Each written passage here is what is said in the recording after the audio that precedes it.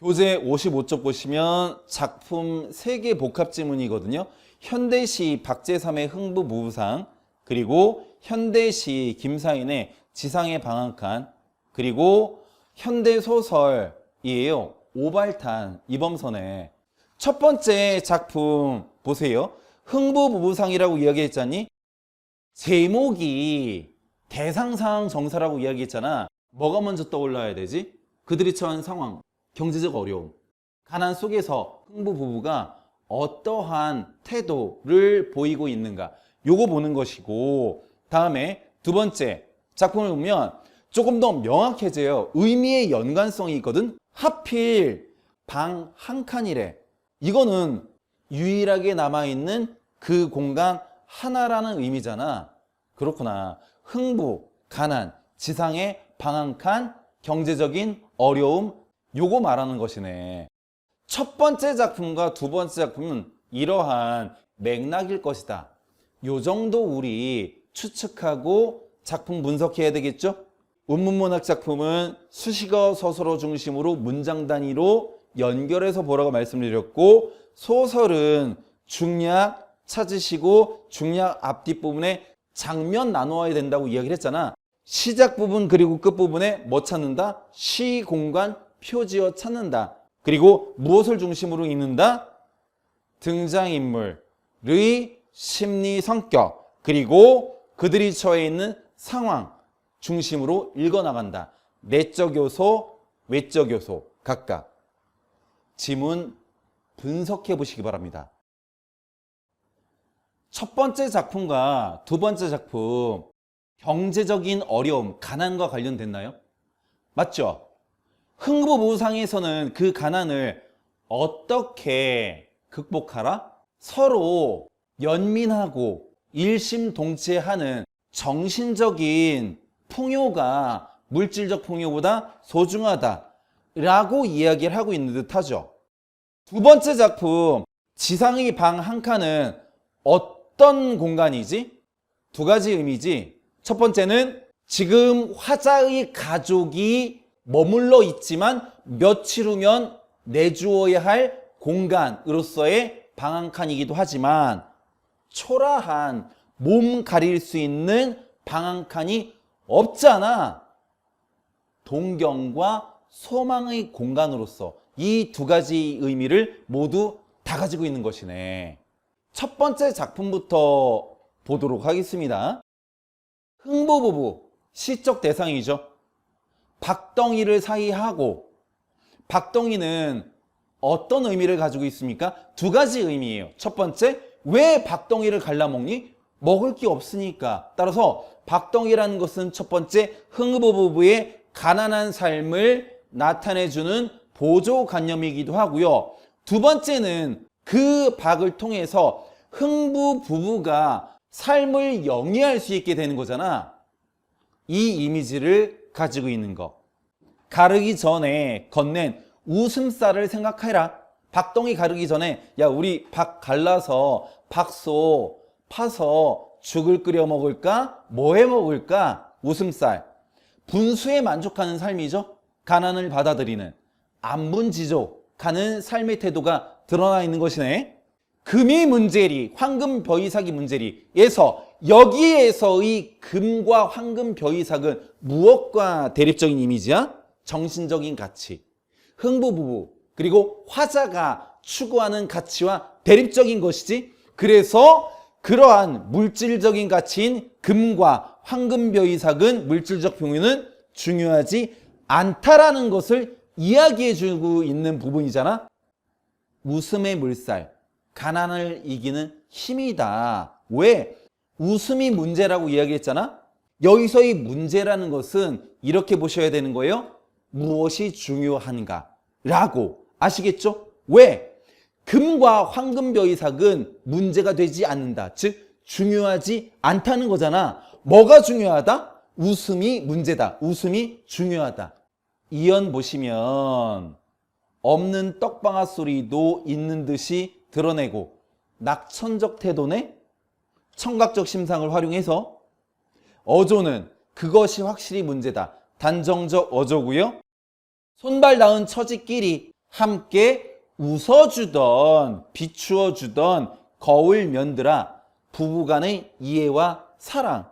웃다가 서로 불쌍해 서로 구슬을 나누었으리. 웃다가 현재의 상황을 자각하고 각성하고 어떻게? 여기서의 구슬은 뭘 말하는 겁니까? 두 가지 이미지죠. 첫 번째는 눈물. 요거 하나 하고 사랑과 연민.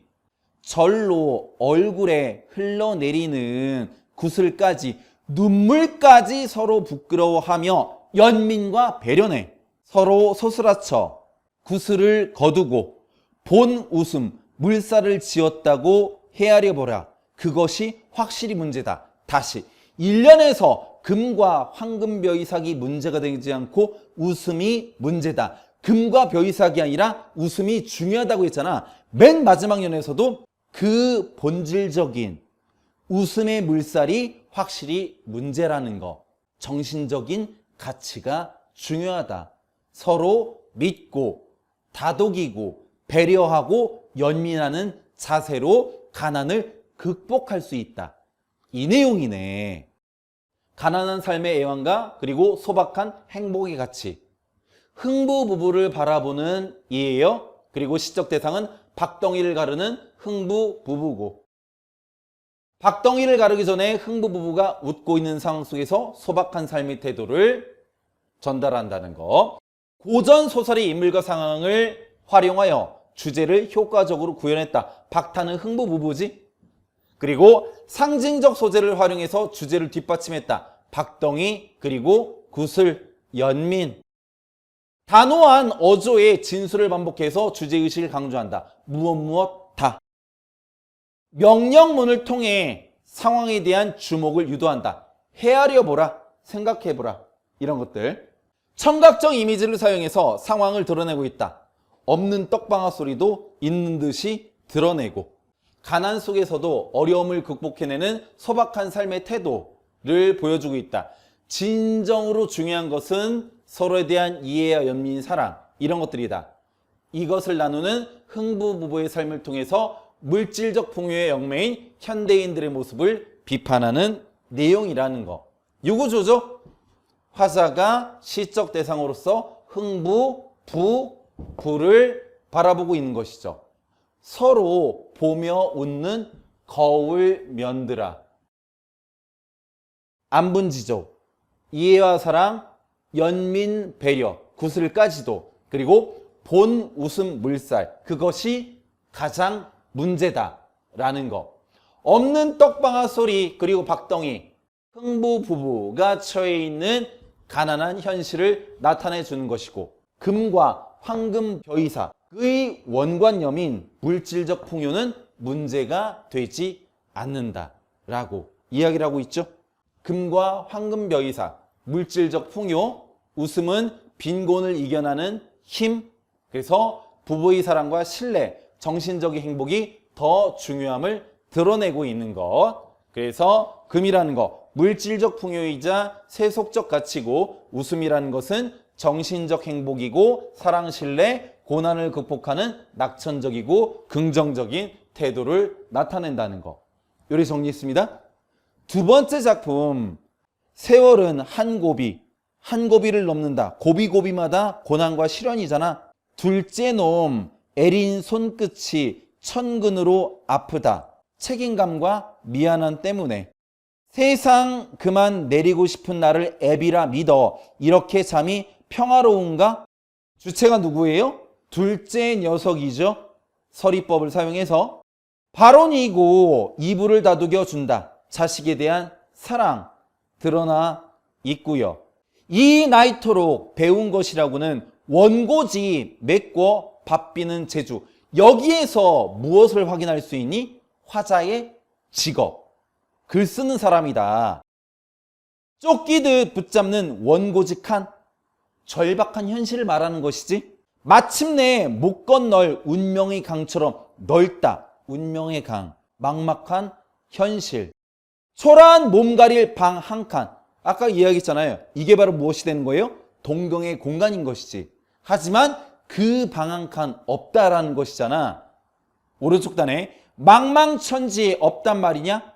서리법을 사용해서 화자가 느끼고 있는 비애를 형상화하였고, 웅크리고 잠든 아내의 등에 얼굴을 대보고 밖에는 바람소리가 사정없이 들린다. 청각적 이미지를 사용해서 냉혹한 현실을 보여주고 있다. 며칠 후면 남이 누울 방바닥, 잠이 오지 않는다. 이 행이 반복되었죠? 수미상관 구조로 되어 있네.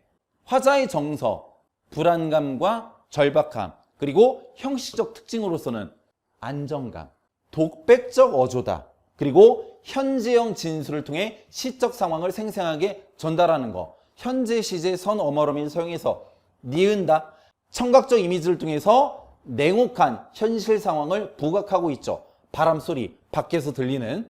식구의 반복을 통해서 화자의 정서를 강조한다. 이 행이 마지막 행에 반복되어 있죠. 수미상관 구조. 잠이 오지 않는다. 서리적 표현을 통해서 화자가 처한 현실에 대한 안타까움의 정서를 드러내고 있다. 요거.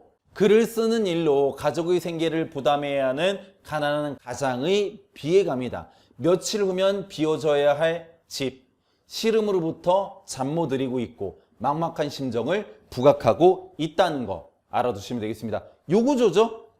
지금 화자가 처해 있는 현실, 가난, 바람소리로 상징되는 고난, 그래서 둘째와 아내, 가족에 대한 책임감, 미안함, 그리고 절박함이죠.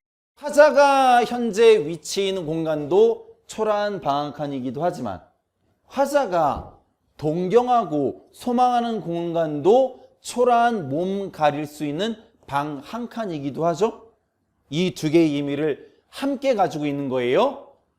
그래서 원고지 칸이라는 거, 운명의 강처럼 넓어 막막하고 방 한 칸, 가려줄 수 있는 공간이 없다. 가난한 시인의 생계수단이면서 가난 때문에 불안정한 주거 공간을 나타내주고 있다는 거. 조금 전에 말씀드렸던 이상의 가정이거든요. 이것도 경제적인 현실, 가난함이에요. 에서 무기력한 가장의 모습을 보여주고 있는 시인데 공통점이 가난한 삶 속에서의 가장의 모습이라고 하면 차이점은 뭐냐면 이 지상의 방황감은 절박감과 무기력함이잖아. 근데 이 이상의 가정은 그렇지 않아요. 의지가 드러나 있어요. 고리에 쇠사슬을 늘어지듯 메어 달렸다. 문을 열려고 안 열리는 문을 열기 위해서. 이상희 시장이 초현실주의거든. 자동기술법이라고 해요. 그래서 잠재의식 속에서 무의식적으로 나오는 생각들 그리고 표현들을 이런 식으로 띄어쓰기를 하지 않고 기록한 겁니다. 문을 앞만 잡아다녀도 안 열리는 것은 안에 생활이 모자라는 까닭이다. 이게 아니고요. 문을 앞만 잡아도 안 열리는 것은 안에 생활이 모자라는 까닭이다. 마치 잠꼬대하는 느낌이잖아. 이런 식의 느낌으로 읽어 내려가는 거야. 생활이 모자란다. 궁핍한 현실. 밤이 나를 꾸짖는 것 같다. 강박과 자책. 내 문패. 가장으로서의 책무. 지금은 없지만 옛날에는 집에 가장의 이름이 이렇게 문패처럼 있었어요. 네, 그런 시절이 있었습니다. 책무. 여간 성가신 게 아니다. 왜? 가장으로서 뭔가를 해야 되는데 못하니까. 무력감. 내가 수입되어 들어가야 하지 않나? 라는 생각. 돈을 좀 벌어서 식구들에게 맛있는 것도 좀 먹이고. 가장으로서의 책무. 서리가 내리고 뾰족한 데는 침처럼 달빛이 묻었다. 외적인 시련. 우리 집이 앓고 있나 보다. 화자의 고뇌예요. 안 열리는 문을 열기 위해서. 현실 극복의 절박한 몸짓. 비슷하면서도 느낌이 또 다르지? 두 작품 모두 경제적으로 궁핍한 현실 속에서 가장으로서 제 역할을 하지 못하는 화자의 괴로움이 들어있고, 이 작품의 지상의 방 한 칸, 이 화자는 망망천지에 방 한 칸 없는 현실에 대한 무력감인 반면에 가정의 화자는 나는 우리 집 내 문패 앞에서 여간 성가신 게 아니다 라고 하면서 자신에 대한 무력감을 나타냈지만 궁핍한 현실에 대해 탄식하고 있는 반면에 가정은 열기 위해서 적극적인 노력을 하고 있다는 점. 이게 차이점이라는 거. 아시겠죠? 이 시의 화자는 한 가족의 가장. 이 시에서는 가장으로서의 화자의 무기력이다. 이 시의 화자는 가족에게 책무를 다하지 못한 자신의 모습을 자책하고 있다. 화자의 무거운 심리를 드러내는 단위어 천근. 원고지를 메워 바삐는 제조를 통해서 화자의 직업을 글 쓰는 거 알 수 있고요. 못 건널 운명의 강, 삶의 근원적인 비극성을 상징하고 화자가 잠을 못 이루는 이유가 드러난 식구는 며칠 후면 비워져야 되는 방바닥이죠. 남이 누울 방바닥. 세 번째 작품 이범선의 오발탄 중략 앞부분하고 뒷부분이 있잖니. 물론 장면 바뀌는 것도 있긴 하지만 그것보다도 중요한 게 있거든요. 먼저 물어보자. 이 오발탄 시점이 뭐지? 3인칭 관찰자 시점입니다. 근데 부분적으로 전지적 작가 시점이 드러나요. 그러면 다시 중략 앞부분만을 봤을 때 이 소설 무슨 시점인 것 같니? 3인칭인 건 맞는 것 같지? 그렇죠. 철호의 심리를 알고 있잖아. 근데 또 재미있는 게 뭐냐면 앞 페이지 55쪽에 맨 마지막 밑에 두 줄 위에 올라가시면 칸이 띄어져 있고 그 위에 원시인 사냥 내용 있잖아. 곰, 멧돼지, 노루, 꽁 안 되겠다. 토끼 정도는 잡을 수 있겠다. 근데 버려진 내장을 주워오잖아. 그리고 피 묻은 손을 비누로 씻으려 하고 있고 그 밑에 마지막 두 줄 포함해서 한 페이지 넘어가 보자. 꺾은 가로 A 부분 마지막 부분 보시면 가슴에 커다란 납덩어리를 올려놓은 것 같았다. 이거 등장인물의 심리잖아. 전지적 작가 시점이죠. 근데 중략 이하 부분 두 번째 장면 볼래? 철호와 영호의 대화죠. 3인칭 관찰자 시점이잖아. 이렇게 되어 있네. 특이한 소설이야. 중략 앞부분과 뒷부분으로 나뉘어져서 앞부분은 시점이 전지적 시점이다. 그리고 전지적 시점도 앞부분이 두 개로 나누어져 있다. 그리고 뒷부분 뭐예요? 3인칭 관찰자 시점이다. 첫 번째 장면 있잖아요. 첫 번째 줄에 철호가 나오는데 이 앞부분 공간 특정화 시킬 수 있나요? 있어요. 힌트 밑에서 네 번째 줄 보세요. 철호는 옆에 놓인 비누를 집어들었다. 첫 번째 줄에서 철호는 엉뚱한 생각을 하고 있었다. 그 엉뚱한 생각이 원시인 사냥이잖아. 즉 철호는 엉뚱한 생각을 하고 있었다로 시작해서 어떻게 빠져나온 거야? 철호는 옆에 놓인 비누를 집어들었다로 빠져나온 거지. 이거야. 철호는 엉뚱한 생각을 하고 있었다. 원시인 생각 다 한 다음에 철호는 손에 비누를 집어들었다. 이거잖아. 피는 누구 손에 묻힌 거야? 원시인 손에 묻힌 거잖아. 철호가 지금 생각했었던 생각 속에 원시인 손에 피가 묻었는데 손은 누가 닦은 거야? 원시인이 닦은 게 아니라 철호가 닦았지? 철호는 북한에서 전쟁을 피해서 남쪽으로 내려와서 서울의 해방촌에 삽니다. 첫 번째 페이지 맨 마지막 줄 보면 해방촌 고개를 추어 오르기에는 뱃속이 너무 허전했다라고 이야기했잖아. 가족들이 내려와서 지금 해방촌에 살고 있거든. 동생하고 그리고 아내하고 그리고 어머니하고 전부 다 내려와서 계리사 사무실에서 일을 해요. 이 소설의 중략 앞부분이 있잖니. 오발탄의 맨 앞부분이에요. 가장 첫 부분입니다. 문장 몇 개 날아가고 지금 이 부분이 계리사 사무실에서 철호가 다른 사람들 퇴근하고 손 씻고 퇴근하려는 바로 그 찰나에 자신의 삶에 대해서 상념한 거야. 내 삶이 마치 원시인 같다 라고. 그러면서 손 씻고 어떻게? 집으로 가는 거야. 해방촌. 여기에서 그러면 손에 묻은 피, 철호가 지금 계리사 사무실에서 일하면서 가장으로서 힘겨운 삶을 살면서 가족들 입에 풀칠이라도 시켜주고 있는 것이거든. 여기엔 나와 있지 않지만 철호의 손에 일하다가 묻은 잉크가 있어요. 그 잉크를 닦는 거야. 그 잉크의 보조관념이 바로 피예요. 그러면 이거 생각할 수 있네. 이 세 작품 있잖니. 이 하나의 박스에 모여있는 까닭이 뭐지? 가난함. 물질적인 풍요로움이 결여되어 있는 삶이잖아. 요 공통점이 있는 거네. 근데 세 번째 작품은 조금 멀기는 하다. 다시 공간 어디에서 시작한다?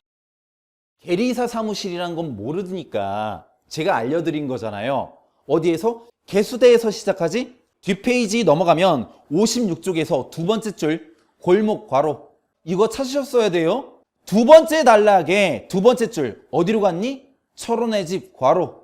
그 다음에 꺾은 가로 A의 밑에서 네 번째 줄 철원은 어디로 갔어? 집으로 돌아와서 윗방으로 올라갔죠. 첫 번째 장면에서 공간이 이렇게 바뀌네. 개수대, 사무실, 그 다음에 골목으로, 그리고 집으로, 그리고 집에서 자기가 있는 윗방으로. 두 번째 장면 공간 표지 없죠. 하지만 동생 영어하고 대화하고 있잖아. 공간 바뀌지 않아요. 사무실 개수대에서 골목 그리고 집 윗방으로. 등장인물은 사실 철호하고 어머니 가자가자 하시는 분 나오긴 하는데 여기에서는 철호보다는 이야기를 끌어나가는 역할을 하는 서술자죠. 두 번째 장면은 공간 집으로 고정되어 있고 철호와 영호의 대화로 되어 있다. 내용 확인할게요. 첫 번째 줄 물속에서 두 줄 내려가서 뭐를 봤냐면 철호의 눈과 마주친 사나이의 얼굴이 보였어. 이거 연상하시면 되는 거예요. 개수대 있잖아요. 세면대에 물을 받아놨어. 그리고 손을 씻고 세수하려고 딱 봤는데 그 물에 어떤 사나이가 비쳤어. 원시인 사나이가. 그래서 그 원시인 사나이에 대한 이야기를 하는 겁니다. 서술자가 누가 되어서? 철호가 되어서. 밑에 동그라미 A 까마득한 원시인의 한 사나이였다. 두 줄 내려가서 동굴 속에 남겨두고 온 식구들을 위하여 온종일 숲을 맨발로 헤매고 다니던 사나이. 가장으로서 철호의 모습이죠. 사냥하기 위해서 원시인. 곰을 잡기에는 용기가 부족해. 멧돼지를 잡기에는 내가 힘이 모자라. 노루는 너무 날쌔서 못 잡아. 꿩? 날아다니는 아이를 어떻게 잡아? 토끼? 오케이. 됐다. 토끼쯤은 때려잡을 수 있음직하다. 이건 뭘 말하는 거냐면 철호가 살고 있는 현실, 녹록치 않은 현실을 말하는 거예요. 아시겠습니까? 그것마저 요즘에는 잘 돌아오지 않는다. 사냥꾼들이 사냥감에 비해서 너무 많아. 이건 뭘 말하는 거예요? 치열한 경쟁, 현실을 말하는 겁니다. 세 줄 내려가면 끈적끈적하게 사나이 손에 묻었던 피. 누군가 숲속에 끌어내어 버린 것을 주워오잖아. 무엇을? 보기에도 징그러운 내장을. 여기까지 생각하고 철호는 사나이에 대한 상념을 그만두고 하던 세수를 하게 되는 것이지. 여기까지 하고 넘어가는 거예요. 해방촌곡에 이제 퇴근해서 집에 가서 밥 먹어야 되잖아. 뒷페이지 산비탈을 도려내고 무질서하게 주워붙인 판잣집. 해방촌의 모습이네. 레이션갑을 뜯어덮은 처마. 마구 버린 뜨물이 미끄러운 길. 뜨물이 뭐냐면요. 쌀 잃은 물 있잖아. 그걸 그냥 막 갖다 버리는 거야. 그런 현실이란 이야기지. 구공탄제. 5줄을 내려가시면 6줄입니다. 그의 어머니 소리가 새어나왔다. 가자, 가자. 미치면 목소리마저 변하는 모양이었다. 쨍쨍하고 간사한 게 어떤 딴 사람의 목소리였다. 문을 열고 들어서는 철호의 얼굴에 걸레 썩는 냄새. 위에 판잣집들, 레이션값, 그리고 뜨물이 미끄러운 길, 구공탄제로 연결되는 마을의 그리고 집안 풍경, 모습이죠. 여기에서 어머니가 가자 가자를 외치고 있잖아. 북한에서 내려왔다고 이야기를 했지. 고향을 버리고 내려왔잖아. 그래서 어머니가 북한에 두고 온 고향으로 돌아가자는 이야기야. 알겠니? 근데 단순하게 고향에 대한 동경뿐만이 아니라 여기에 나와 있지는 않지만 철원의 가족이 북한에서는 꽤 잘 살았었던 지주예요. 그러나 지금 이렇게 힘겹게 살고 있거든? 영호가 왜 지금 두 번째 장면에서 이런 이야기를 하는 거냐면 형처럼요? 규칙 도덕 다 지키면서 살으라고요? 그래서 언제 우리가 잘 먹을 수가 있나요? 라고 이야기하는 거야. 한탕. 그래서 영호는 여기에 나오지 않지만 범죄를 저지르다가 잡히게 됩니다. 꺾은 가로이의 맨 마지막 부분, 가슴에 커다란 납덩이를 올려놓은 것 같았다. 이거 중압감이지? 조금 전 작품의 이상의 가정에서의 가장, 그리고 지상의 방한칸에서의 가장의 모습과 철호의 모습이 함께 연결이 되죠. 정말이지 엉엉 소리내어 울고 싶었다. 두 번째 장면으로 넘어갑니다. 어디 취직해야지. 철호의 발화예요. 영호 취직이요? 아니 형님처럼요? 아니 전차값도 안 되는 월급을 받고 남의 살림이나 계산해주는 그 계리사 사무실에서요? 뭐 뾰족한 수가 없어. 있어요. 남처럼 용기만 조금 있으면 잘 살 수 있어요.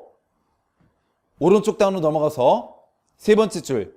영호의 입가에는 야릇한 웃음이 또 소리 없이 감돌았다. 철호가 너 설마 엉뚱한 계획 세우고 있는 거 아니야? 밑주친 라. 그저 우리들도 남처럼 다 벗어던지고 홀가분한 몸차림으로 좀 달려보자는 거죠 뭐. 벗어던지고 맨 마지막으로 내려가서 그러면 너는 그렇게나 살자면 이 형도 벌써 잘 살 수 있었어. 하지만 삶은 그게 아니야 라고 하면서 철호가 잘못된 생각을 하고 있는 영호를 꾸짖고 있죠. 훈계하고 있죠. 이 내용이다. 슬라이드 보시기 바랍니다. 첫 번째 장면은 앞부분 개수대에서 다시 철호가 물을 받아놓고 원시인의 모습, 자신의 얼굴을 발견했잖아. 그리고 떠올렸었던 생각, 그 다음에 다시 손을 씻고 동네에 들어온 모습, 방 안에서 납덩이를 올려놓은 듯, 그리고 울고 싶은 마음, 가장으로서 힘겨운 삶, 해방촌의 집의 모습이죠. 전지적 작가 시점 초점화되어서 3인칭 관찰자 시점, 취직을 권유하자. 영호가 아니 좀 용기 있게 살아야죠. 그렇게 살자면 벌써 잘 살았을 텐데 힘겹게 사는 이유가 그러면 안 돼 라고 훈계를 하고 있죠. 전후소설이고요. 사실적이고 비판적이다. 6.25 전쟁 후에 남한의 서울 해방촌의 모습이고요. 3인칭 관찰자 시점이고 부분적으로 전지적 작가 시점이 드러납니다. 양심적으로 삶을 살려는 사람은 철호입니다. 그러다가 좌절하는 인간의 비극이라고 이야기를 했는데 맨 마지막 부분에 어떤 내용이 나오냐면 철호가 방황을 하다가 치과에 들러서 평소에 앓던 일을 모두 뽑아요. 치과 의사가 만류함에도 불구하고 출혈이 과다하게 돼요. 그러면서 의식이 희미해져. 택시를 타고서 갈 곳을 정하지 못하고 헤매면서 계속 가자라는 말만, 그 말만 외치거든. 이 내용이에요. 양심적으로 삶을 살려다가 좌절하는 인간의 비극이 드러난다는 것이. 6.25 전쟁 직후 우리 사회의 혼란상을 그린 작품이고 철호의 상념에 상징적인 의미가 담겨있다. 앞부분. 현실 안식과 가치관의 차이로 인한 갈등이 드러나고 외양에 대한 인상이 해골 같은 몸에 빗대어 서술되어 있다. 해설 보도록 하겠습니다. 월남한 철호 가족의 비극적 삶, 6.25 전쟁 직후 우리 사회의 혼란상을 보여주는 작품. 곤궁하게 살아가는 가족의 가장, 철호, 그리고 정신 이상으로 가자만 외치는 어머니, 아이 낳다가 죽게 된 아내, 그리고 일확천금을 꿈꾸며 강도 행각을 벌이다가 붙들리는 동생 영호, 당대 사회의 비극을 보여주고 있다. 그리고 가치관의 혼란을 느끼며 오발탄 같은 존재가 되어버렸다. 당대의 사회상을 대변한다. 여기에 나와 있지 않지만 철호의 여동생도 있습니다. 뒤에 슬라이드에 또 있을 거예요. 이 오발탄은 맨 앞부분이야. 문장 몇 개 빼고 이 부분이거든. 그래서 만약에 이 오발탄이 인용이 된다고 하면 이 중에 하나가 삭제가 되고 이 내용들이 들어오겠죠.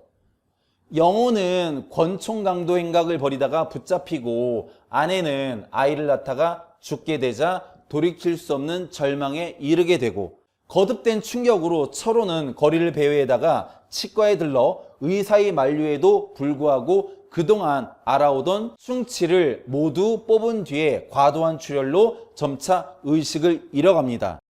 서로가 이러한 비극적인 상황에서 정신적인 혼란을 느끼며 갈 방향을 몰라 허둥대고 택시에 탔지만 행선지를 이리저리 바꾸며 어머니처럼 가자만을 외치고 이후 의식이 희미해지고 자신을 조물주가 오발탄을 만들었는데 그것이 바로 나라고 비유를 하면서 이런 철호를 보는 운전사는 오발탄 같은 손님이 탔다고 투덜거리면서 이 소설이 끝나게 돼요. 인물 성격. 철호, 주인공, 가장 힘겨운 현실, 양심과 도덕 지키려고 노력하지만 어쩔 수 없는 현실 앞에서 무기력감을 느끼게 되고 삶의 방향을 잃고 마는 인물입니다. 영호, 두 번째 장면에 나오는 철호의 동생이고 현실에 적응하지 못하는 인물입니다. 모순에 반발하고 한탕주의로 살아가는 인물. 성실하게 살아가는 것은 결국 손해이고 먹고 살기 위해서는 양심이나 법 따위는 어길 수 있다고 생각하다가 결국에는 범죄자가 되어버리고 밑에 어머니 전쟁 피해 해방 초연에 와서 살면서 북쪽의 떠나온 고향을 잊지 못하고 실성해서 끊임없이 가자라는 말만 되풀이합니다. 철호의 여동생 생계를 위해서 양공주 생활을 하고 있다. 아내 명문여대 음악가 출신이지만 극심한 생활고에 시달리다가 출산 중에 사망하게 됩니다. 결국에는 철호도 방향을 잃게 되는 것이죠. 첫 번째 장면에 나왔던 것들이거든요. 원시인, 철호 자신입니다. 그리고 사냥, 생계 유지의 수단, 계리사 사무실에서 일하는 것, 토끼보다 사냥꾼이 많은 상황, 과도한 경쟁, 버려진 내장, 가족 부양에 턱없이 부족한 돈, 사냥하다가 묻은 피, 계리사 사무실에서 일하다가 손에 묻은 잉크를 나타낸다는 거. 철호와 영호의 갈등. 철호, 남들이 어떻게 살든 어려운 처지라도 어겨서는 안 될 소중한 가치가 있다. 금도가 있다. 하지만 영호는 빈곤에서 벗어나려면 무시해야 하는 가치다 라고 생각한다. 그래서 용기만 내면 된다 라는 거.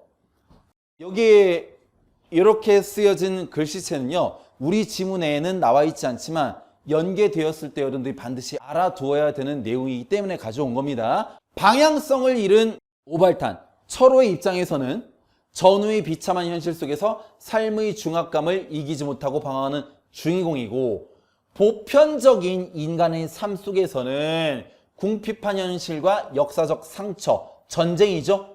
온전한 삶을 살지 못하는 인간의 비극이 들어있는 것이고, 앓던 일을 뽑아버리는 행위, 부조리에 대한 항거, 지켜왔었던 양심이라는 걸림돌이 제거되는 것, 그리고 가족에 대한 압박감으로부터 벗어나고 싶은 의식. 이 의식이 우리 지문에서는 첫 번째 장면 맨 마지막 부분에서 정말 울고 싶다고 이야기를 했잖아. 철호의 가자 그리고 어머니의 가자의 의미. 전쟁으로 인해 몰락한 경험을 한 철호 어머니가 외치는 가자. 정신 이상이 됐어요. 고향이기도 하고, 하지만 고향을 그리는 마음 뿐만이 아니라 이전에 지주로서 아쉬움 없었던 생활을 그리워하는 것이기도 하다. 현재의 삶을 부정하고 그로부터 벗어나고 싶어하는 등장인물들의 상황을 대변하는 것. 이게 어머니 입장에서의 가자이고, 철호 입장에서의 가자는요, 영호가 강도 혐의로 경찰서에 잡혀 있고 아내는 사망을 했고, 그런 상황 속에서 갈 곳을 잃어버린 철호의 절망적인 독백이 가자라는 외침으로 드러나는 거. 가족들의 삶, 철호의 삶, 고향으로 갈 수 없는 현실을 수용하고 그리고 가족들 갈 수 없는 고향으로 가기를 희망하고 그래서 어머니는 가자를 외치고 있잖아. 부조리한 현실 속에서도 양심과 도덕을 지키고 살아가는 반면에 영호와 영숙은 물질적 이익을 따르고 현실과 타협하며 살아가는 삶.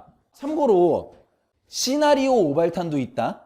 소설 오발탄은 요 인물들의 비극적 삶이 나오고 시나리오에서는 다른 인물들이 나와요. 3인칭 관찰자 시점인데 심리를 나타낼 때는 전지적 작가 시점을 차용하는 겁니다. 아시겠죠?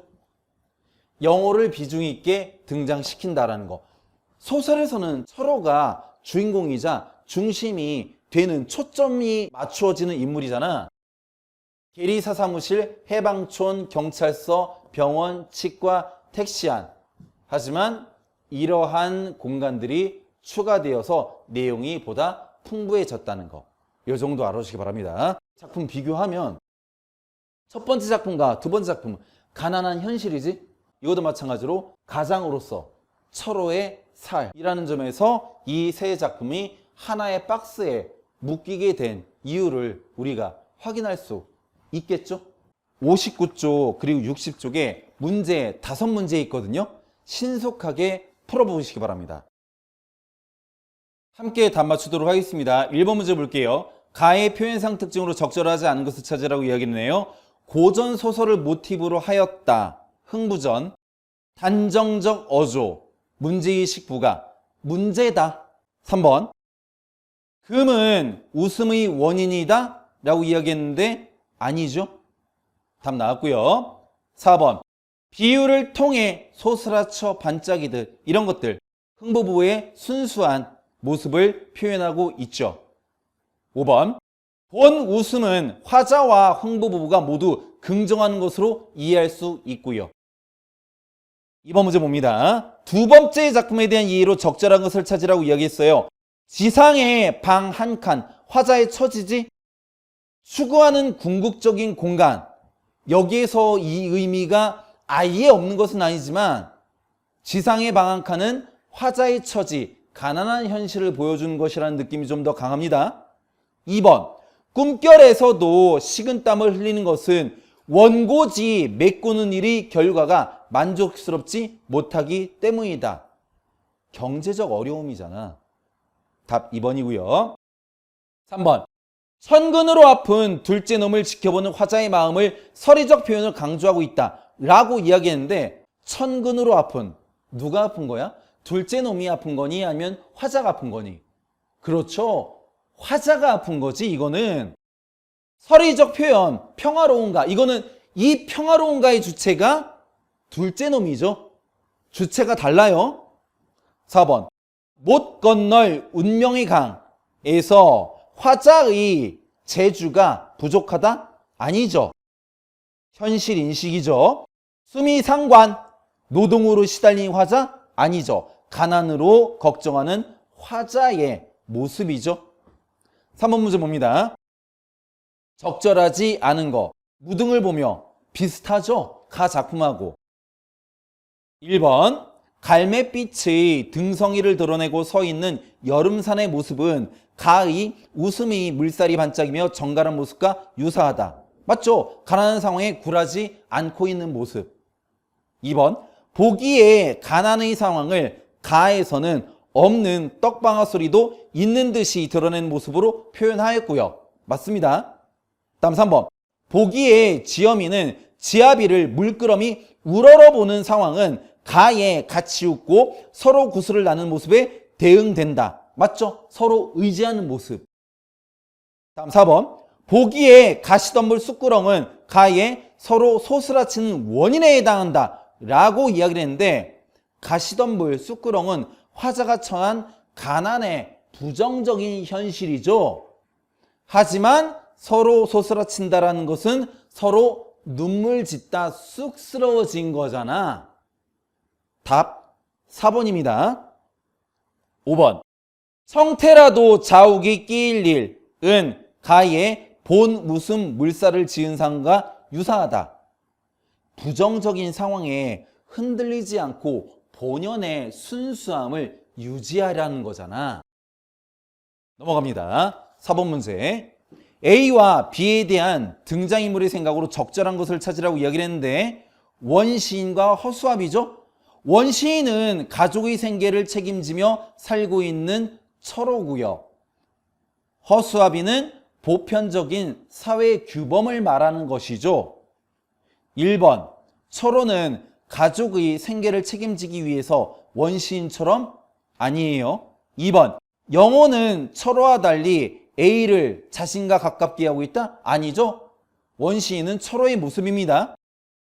3번, 영호는 원시인처럼 사는 철호에 대한 염려가 아니죠.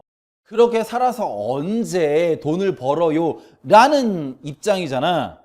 4번, 철호는 영호와 달리 허수아비를 무서워한 삶? 아니죠. 보편적인 사회의 규범과 가치를 지키자는 태도잖아.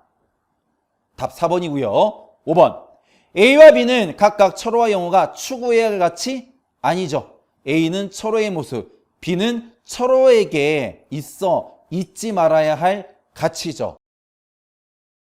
다음 5번 문제. 적절하지 않은 것을 찾습니다.